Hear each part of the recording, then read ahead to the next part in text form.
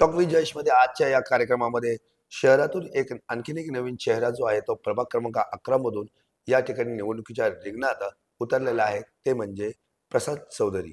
ते आज आपल्यासोबत या ठिकाणी अ, आलेले आहेत. प्रसादजी, आपलं प्रथमतः स्वागत. नमस्कार. मी प्रसाद चौधरी, प्रभाग क्रमांक 11 मधून काँग्रेस पक्षाकडनं उमेदवारी करत आहे.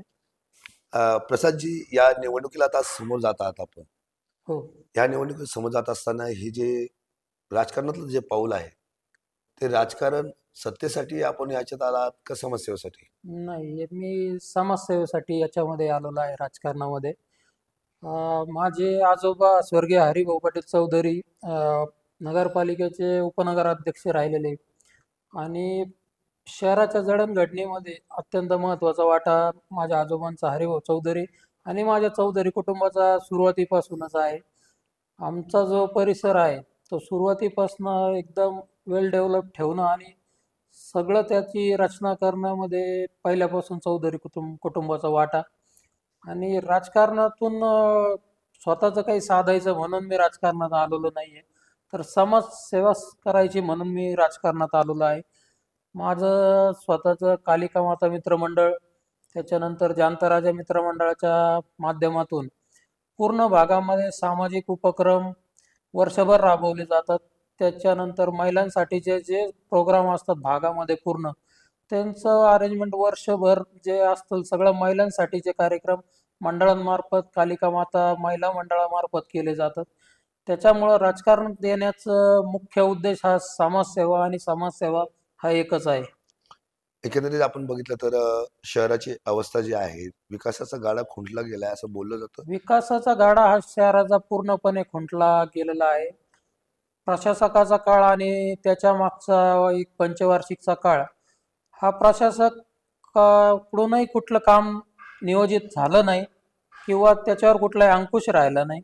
आणि त्याच्या आधीची जे राष्ट्रवादी आणि भाजपची जे बॉडी होती, शहराचे अध्यक्ष वगैरे जे सगळ्या होत्या, तर त्यांच्या मार्फतही असं कुठलं भरीव काम शहरासाठी योगदान असं कुठलंही फार मोठं झालेलं नाहीये.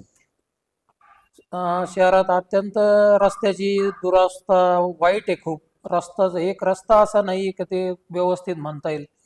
आपल्याला आठवत असेल स्वर्गीय ससाणे साहेबांच्या काळामध्ये शहरात प्रश्न होते, नव्हते असं काही नाही, पण त्यावेळेला परिस्थिती अशी होती की प्रश्न जरी असले तरी त्याचं निराकरण स्वतः जयंतराव ससाणे साहेब स्वतः सकाळी 7 वाजल्यापासून पायी फेरी सुरू करण्यापासून, पाण्यापासून, साफसफाईपासून प्रत्येक भागाभागात जाऊन ससाणे साहेब त्यावेळेस सगळं प्रत्येकाची विचारपूस करत होते. प्रत्येक प्रशासकावर साहेबांचा एक अंकुश होता, काम करून घेण्याची त्यांची पद्धत होती वेगळी. आणि त्या माध्यमातून शहराला एक चांगलं घडी बसवण्याचं काम साहेबांनी केलं. त्यानंतरच्या काळामध्ये आलेल्या सत्ताधाऱ्यांनी असा कुठलाही प्रकार ठेवला नाही. ऑफिसमध्ये बसून फक्त शहर चालवायचं आणि ग्राउंड रिपोर्टवरती कोणीही पोचलं नाही मध्यंतरीच्या काळामध्ये. त्यामुळे शहराची परिस्थिती अतिशय बिकट झालेली आहे. रस्ते असतील, साफसफाई, नाले, ड्रेनेज हे सगळे प्रकार एकदम ठप्प झालेले विभाग सगळे, कुठलंच काम होत नाहीये.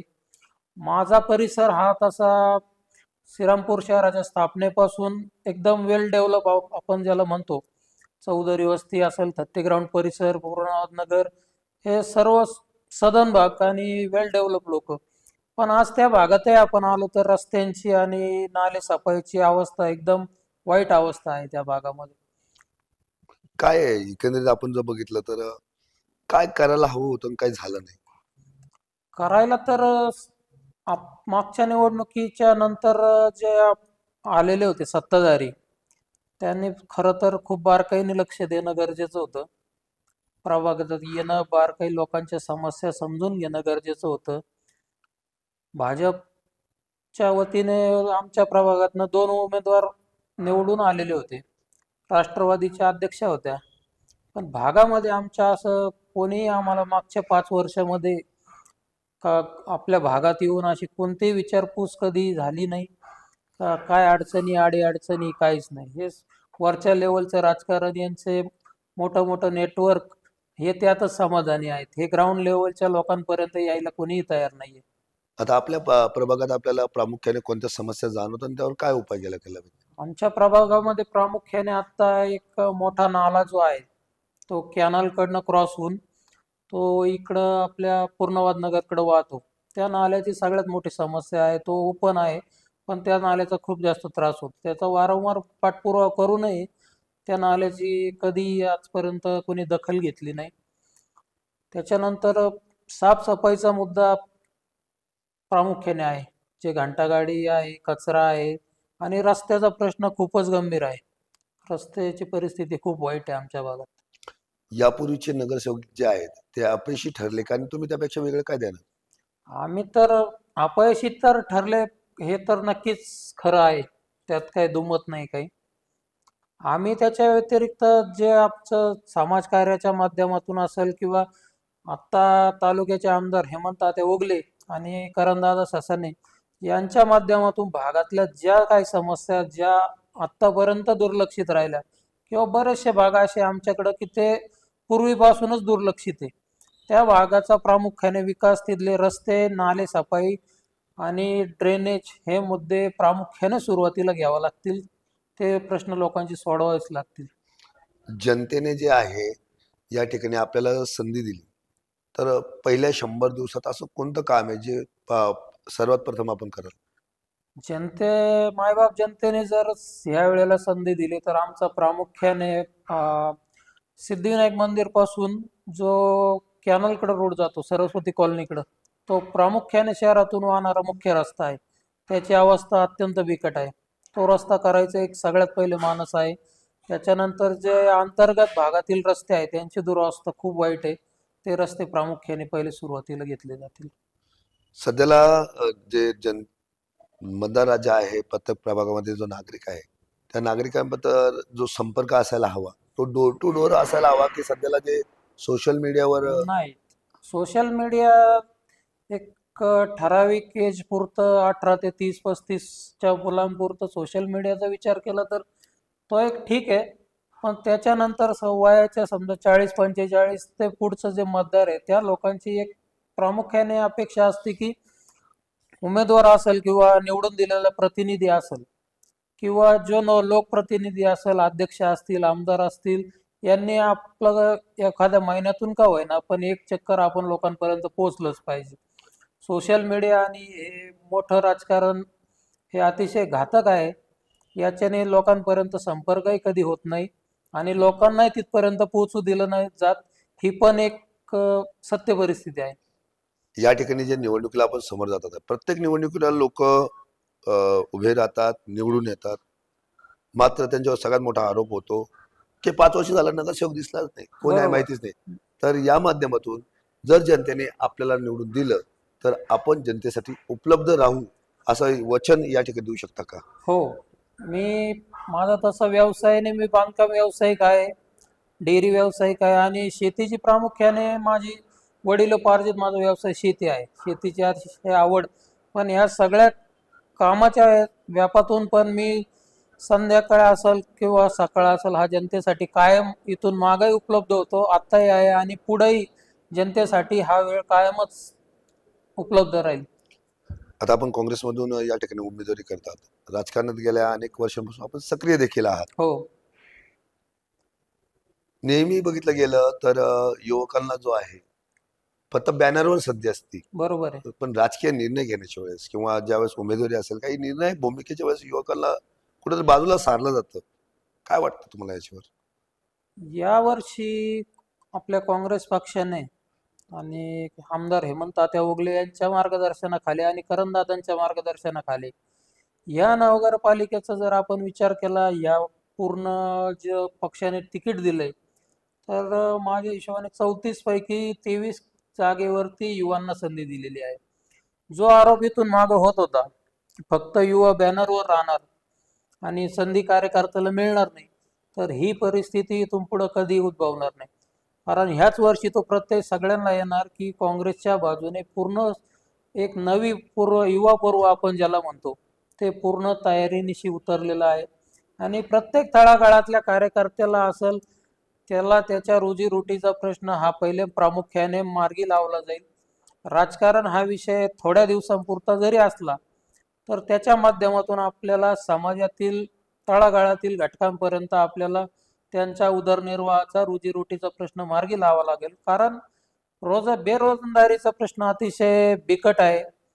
रोजगार नाहीच आहे. खूप मुलं म्हणजे टोळके टोळके करून दिवसभर कोणी हाताला काम नाही, विचारत नाही. निवडणुका येतात जातात तितक्या पुरता फायदा घेतला जातो. पण त्या मुलांपर्यंत ग्रुपपर्यंत नंतर कुठलाही कोणी पोहोचवलं जात नाही. ठेकेदारी करून किंवा स्वतःचा नगरसेवक पदातून स्वतःचा फायदा करून फक्त स्वतःची गरज भरण्याचा आजपर्यंतचा इतिहास किंवा आम्हाला जो अनुभव आहे तो फक्त स्वतःचा फायदा करून घेण्यासाठीच झाला. भागातल्या कोणत्याही मुलाला एखादं छोटं काम असेल किंवा त्याचं घर चालेल, प्रपंच चालेल असं कुठलंही आजपर्यंत कोणी संधी दिली नाही किंवा तसा प्रयत्नही झाला नाही. तो मात्र आमच्या माध्यमातून किंवा आमचे मार्गदर्शक हेमंततात्या ओगले, करणदादा ससाने यांच्या माध्यमातून आपण तो प्रश्न प्रामुख्याने हाताळायचा प्रयत्न करू. की राजकारण जरी संपलं, निवडणुका संपल्या, तर त्याच्यानंतर आपण मात्र त्या सगळ्यांच्या रोजीरोटीचा दोन माणसं आपल्या माध्यमातून कुठं कामाला लागले तर आपल्याला त्यात सर्वात जास्त आनंद असेल. आपला प्रभाग बघितला गेला तर मागील काही दिवसांपूर्वी चेन स्नॅचिंगचे गुन्हे घडले. चेन स्नॅचिंगचे गुन्हे हो, घडले. अतिशय. महिला सुरक्षा आणि संधी या संदर्भात कसं बघणार आता, एक महत्वाचे आमच्या विषय. भागात प्रामुख्याने 3 मंगल कार्यालय येतात. उत्सव मंगल कार्यालय, मातोश्री मंगल कार्यालय आणि स्वयंवर मंगल कार्यालय. अतिशय वर्दळीचा भाग. लग्न असेल तर त्या दिवशी म्हणजे अतिशय वर्दळ असते. लेडीजचं प्रमाण खूप असतं भागामध्ये. पण चेन स्नॅचिंगचा प्रकार आणि महिला सुरक्षेचा विषय हा अतिशय गंभीर झालेला आहे. कारण याला कारण एकच आहे की प्रशासनावर वचक नसल्यामुळं जे मागचं आपण जो म्हणतो सत्ताधारी होते किंवा सत्तेत सहभागी लोक होते, यांनी प्रशासकावर याची कुठलाही वचक न ठेवल्यामुळं तर हा प्रश्न अतिशय गंभीर झाला आहे. आज संध्याकाळी कुठलीही महिला कॅनॉलच्या रोडने असं बिनधास्तपणे फिरल याची काही शाश्वती नाही. प्रत्येक ग्राउंडवर कोणी फिरल असा राहिलेलं नाहीये. तितकी ती संरक्षण तितकं राहिलेलं नाही. अतिशय गंभीर प्रश्न आहे महिला सुरक्षेचा. काय वाटतं या सध्याला वाढलेली गुन्हेगारी आणि त्याचा सर्वसामान्य जनतेच्या जीवनावर होणारा परिणाम काय, याच्यावर काय उपाय केला पाहिजे? वाढलेले गुन्हेगारीचे प्रामुख्याने 2च कारणं असतात. एक तर हाताला काम नसेल तर तरुण वर्ग तिकडे वळत आहे. तर मी आधीच सांगितल्याप्रमाणे आपण रोजीरोटी आणि उदरनिर्वाहाचा प्रश्न जर सोडवला तर त्याच्या माध्यमातून आपल्याला थोडंसं ते कव्हर करण्याची संधी तिथं दिसत आहे रोजगार उपलब्धच्या मार्गात. आणि जर सत्ता जेव्हा स्थापन होईल आणि त्याच्यानंतर आमदार साहेब करणदादा ससाने यांच्या माध्यमातून प्रशासनावर पोलीस प्रशासनावर जो वचक किंवा दबाव पाहिजे तो नक्कीच ठेवला जाईल. आणि एक आपल्याला निर्भयता म्हणतो आपण भागामध्ये, ती नक्कीच स्थापित केल्या जाईल आपल्या भागामध्ये. एक युवक म्हणून माझा प्रश्न आहे आपल्याला, काय वाटतं ह्या वाढलेल्या गुन्हेगारीला राजकीय बळ मिळतंय का? हो, नक्कीच. तो तर एक मुद्दा आहेच. राजकीय बळ मिळाल्याशिवाय इतकी गुन्हेगारी ही शहरात वाढू शकत नाही. याला राजकीय पाठबळ असल्याशिवाय हे इतकं प्रमाण जास्ती वाढू शकत नाही. म्हणजे राजकीय सत्तेसाठी गुन्हेगारीचा वापर करून ही जी नीतिमत्ता जी आहे ती खालच्या स्तराला गेली असं हो, वाटतं. राजकीय वापरासाठी गुन्हेगारीला प्रोत्साहन देणं हे अगदी चुकीचं आहे. तो चुकीचा पायंडा आपल्या शहरात पडला हे मान्यच करावं लागेल आपल्या सगळ्यांना. राजकारणामध्ये ज्यावेळेस सक्रिय असतं आपण, ज्यावेळेस सत्तेवर असतो आपण, काही काही वेळेस एक प्रसंग उद्भवतो किंवा अशी एक सिच्युएशन येते की ज्यावेळेस एखादा निर्णय असतो जो पक्ष सांगेल आणि जनतेच्या संदर्भात असतो, तर त्याला जनतेचं हित किंवा अहित असा विषय असतो. हो, आता एखाद्या वेळेस आपल्याला निर्णय एखाद्या वेळेस घ्यायची परिस्थिती आली की पक्षाचा आदेश आहे, मात्र तुमच्या प्रभागातील लोकांचं नुकसान होणार आहे, त्यावेळेस तुमची भूमिका काय असणार? नाही त्यावेळेला आपल्याला एक नगरसेवक म्हणून किंवा भागातला प्रतिनिधी म्हणून पक्ष आणि नागरिकांचा समन्वय नक्कीच समोर चर्चेतनं बसून तोडगा काढून तो आपल्याला सामंजस्याने त्यावर मार्ग काढलाच पाहिजे. असं कुठलंही काम होणार नाही की पक्षाने निर्णय घेतला आणि तो लादला जाईल लोकांवरती असं कुठलंही काम होणार नाही. जे काही कामं होतील प्रभागात, भागात, शहरात, हे प्रत्येक भागाला आणि नागरिकांना त्यात समाविष्ट करून सगळ्यांची भावना, जनभावना समजून घेऊनच यावरती निर्णय घेतले जातील. असलं कुठलंही नाही की मोठ्या पक्षाकडनं एखादा निरोप आला की असं करायचं आणि त्याच्या मागच निघाला, असा कुठलाही काँग्रेस पक्षाचा अजेंडा नाही किंवा श्रीरामपूर काँग्रेसचा तो तसा प्रश्न नाही. ही आम्हाला सवय स्वर्गीय ससाणे साहेब असल्यापासून आमच्याकडे हा पायंडा आहे किंवा आम्हाला ती सवय लागली संघटनेतल्या सगळ्यांना. लोकांना बरोबर घ्या, लोकांचे प्रश्न जाणून घ्या आणि त्यातून समन्वय साधून मार्ग काढा. प्रत्येक गोष्टीला मार्ग निघतो, पण समन्वय साधून मार्ग काढा. ही स्वर्गीय ससाणे साहेबांनी दिलेली शिकवण आजही सगळे त्यांचे शिलेदार आहेत, ते लक्षात मनात रुजून काम करत आहेत. एकंदरीत बघितलं तर युवकांचा जो कल असतो डॉक्टर, वकील, इंजिनियर होण्यासाठी हो. असतो. राजकारणाकडे सहसा वळत नाही. राजकारणाकडे बघायचा एक दृष्टिकोन वेगळा आहे. तर आपण हे राजकारण जे आहे ते करिअर म्हणून बघतायत की जबाबदारी म्हणून? नाही, राजकारण मी जबाबदारी म्हणून बघतोय. करिअरचा विचार केला तर मी तसंही स्वतःही एक बांधकाम व्यवसायात आहेच, ऑलरेडी व्यवसायात आहे. पण करिअर माझ्या थ्रू म्हणा किंवा माझ्या संपर्काने एखाद्याचं करिअर जर होणार असेल तर मला त्यात नक्की आनंद आहे. माझा स्वतःचा विचार केला तर मी संधी म्हणूनच बघेल राजकारणाकडे. काय वाटतं युवकांना या माध्यमातून काय सल्ला देणार राजकारणासंदर्भात? राजकारण युवकांनी नक्कीच करावं. राजकारण केलंच पाहिजे. कारण अलिप्त राहून शहराचा विकास होणार नाही. सगळ्यांनीच असा विचार केला अलिप्त राहण्याचा तर शहराला पण आपल्याला जपायचं आहे, वाढवायचं आहे. आणि जी परंपरा आपली पहिल्यापासून आली तर ती आपल्याला चालवायचीच आहे. एक श्रीरामपूरची ओळख जी होती शांत शहर आणि सुंदर शहर, ती आपल्याला परत एकदा स्थापित करायची. त्याच्यामुळे युवकांना नक्कीच राजकारणात यावं, पण इतकं पण त्यात इन्व्हॉल्व होऊ नये की वैयक्तिक द्वेषापोटी एकमेकावर इतकी नाराजी उडून घेऊ नये राजकारणातून. राजकारण 4 दिवसाचं संपल्यानंतर एकमेकाच्या माध्यमातून कायम एकमेकाला सपोर्ट करून पुढे घेऊन जाण्याचं नक्की योगदान द्यावं सगळ्यांनी. या निवडणुकीला सामोरे जात असताना काही विकास आराखडा आपल्याकडे तयार आहे का?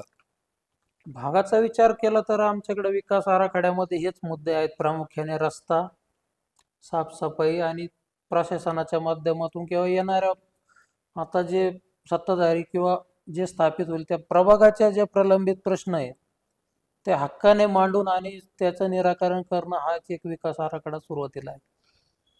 संधी दिल्यानंतर 5 वर्षात असं कोणतं काम करणार की आपल्या प्रभागातील जनतेने म्हणावं की खरंच करून दाखवलं? प्रामुख्याने जे महत्वाचे जे मुद्दे आहेत, रस्ते, खूप वाईट परिस्थिती आहे आणि पाण्याची परिस्थिती खूप वाईट आहे.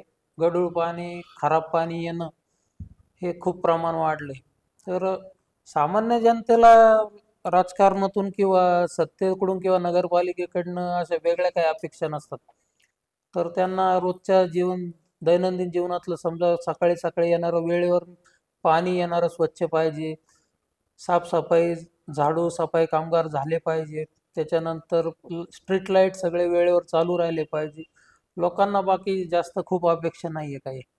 तुमच्या नेतृत्वात लोकांना कोणता बदल इतरांच्या तुलनेत जाणवला पाहिजे? आमच्या नेतृत्वामध्ये एक शांत आणि सुंदर श्रीरामपूर ही संकल्पना आणि स्वाभिमानी श्रीरामपूर ही संकल्पना आम्ही प्रामुख्याने शहराच्या दृष्टीने सर्वात प्रथम अवलंबणार.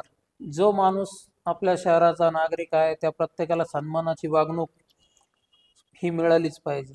असं कुठलंही काम नसेल की आपण नेत्यापर्यंत पोहोचू शकत नाही किंवा आपल्याला तिथपर्यंत ॲक्सेस मिळणार नाही, असा हा प्रकार आपल्याकडे प्रामुख्याने होणार नाही. ज्या प्रभागात अडचणी असतील त्या तरुणदादा आणि आमदार हेमंत ओगलेंच्या मार्फत हक्काने आम्ही नगरसेवक म्हणून त्यांना तिथपर्यंत घेऊन जाण्याची आणि लोकांचा संवाद घडवून आणण्याची जबाबदारी ही आमची राहील आणि आम्ही त्यात पूर्णपणे सक्षम राहू.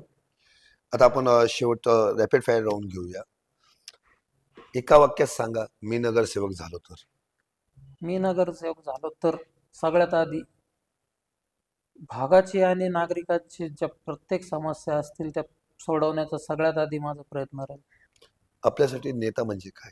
आमच्यासाठी नेता म्हणजे सगळ्यांच्या सुखदुःखात आणि प्रत्येकाच्या अडीअडचणीत धावून येणारा नेता, न की आमच्यासाठी फक्त मोठे मोठे फ्लेक्स आणि मोठं मोठं नाव ही आमच्यासाठी नेत्याची व्याख्या नाही. आमचा नेता म्हणजे प्रत्येकाच्या सुखादुःखात सकाळी 7 वाजल्यापासून पायी फिरण्यापासून जो सगळं स्वतः करतो, स्वतःला भेटतो, बोलतो, प्रत्येकाची विचारपूस करतो आपुलकीने, तो नेता आमचा.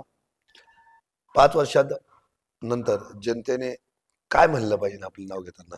5 वर्षाच्या कालावधी पूर्ण झाल्यानंतर जनतेने एवढंच बोललं पाहिजे की सगळ्या युवा पर्वाला निवडून दिलं, पण शहराची अतिशय घडी बसवली पोरांनी, करून दाखवलं, इतकंच बोललं पाहिजे. धन्यवाद. या ठिकाणी टॉक विथ जयेशमध्ये आज प्रसाद चौधरी यांनी अनेक विषयांना हात घालत विकासाचा अजेंडा काय असतो, युवकांची संधी काय असते, सुरक्षेचा मुद्दा काय असतो, अशा विविध विषयांवरती या ठिकाणी आपलं मत या व्यासपीठावर त्यांनी सांगितलेलं आहे. टॉक विथ जयेशमध्ये आता आपण इथे थांबूया. पुन्हा भेटूया आणखी नव्या चेहऱ्यासोबत. तोपर्यंत नमस्कार. धन्यवाद.